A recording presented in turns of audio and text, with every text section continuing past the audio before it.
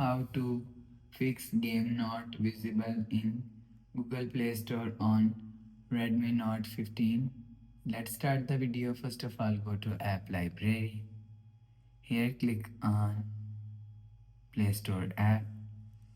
After click on Play Store app, click on this profile icon.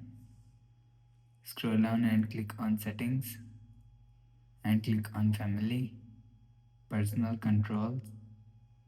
After click on personal controls, so you will see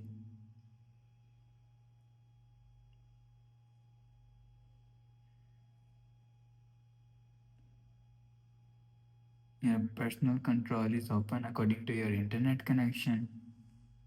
After the process, you will see click make sure turn on personal control are off on and sorry,